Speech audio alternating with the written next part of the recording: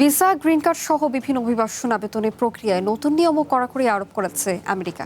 আবেদনপত্রে প্রয়োজনীয় নথিপত্র অসম্পূর্ণ থাকলে তা সরাসরি বাতিল করতে পারবে দেশটির নাগরিকত্ব অভিবাসন বিভাগ। এদিকে বাংলাদেশ সহ ৭৫ দেশের নাগরিকদের অভিবাসন ভিসা স্থগিতে নির্দেশনাকে অবৈধ ঘোষণা করেছেন আমেরিকার একটি ফেডারেল আদালত। ৫ই আগস্ট থেকে ভিসা, গ্রিন কার্ড সহ অভিবাসন আবেদনে নতুন নীতি কার্যকর করেছে আমেরিকা।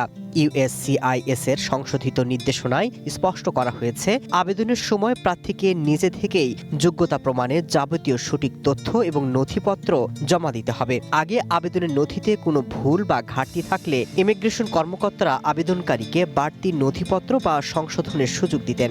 নতুন নিয়মে কর্মকর্তাদের আর থাকছে না এই বাধ্যবাধকতা। আমেরিকার নাগরিকত্ব প্রদান কার্যক্রম AKS অর্জন করল গিনেস ওয়ার্ল্ড রেকর্ডস। AKS পরিচালনা কর্তৃপক্ষ জানিয়েছে, প্রয়োজনীয় প্রাথমিক নথি ছাড়া জমা দেওয়া আবেদনপত্র সরাসরি বাতিলের ক্ষমতা দেওয়া হয়েছে ইমিগ্রেশন অফিসারদের। অনেকে বলছেন, এতে দেশটিতে পড়াশোনা, চাকরি বা স্থায়ী বসবাসের উদ্দেশ্যে আবেদন করা হাজার হাজার অভিবাসন প্রার্থীর উপর এর সরাসরি প্রভাব পড়বে। এদিকে বাংলাদেশ সহ ৭৫ দেশের নাগরিকদের গ্রিন কার্ডের আবেদন পর্যালোচনা এবং গ্রিন কার্ড তৈরির প্রক্রিয়ার উপর যে স্থগিত আদেশ বা ফ্রিজের নির্দেশ দিয়েছিলেন ট্রাম্প, তা অবৈধ বলে ঘোষণা করেছেন আমেরিকার একটি জেলা আদালত।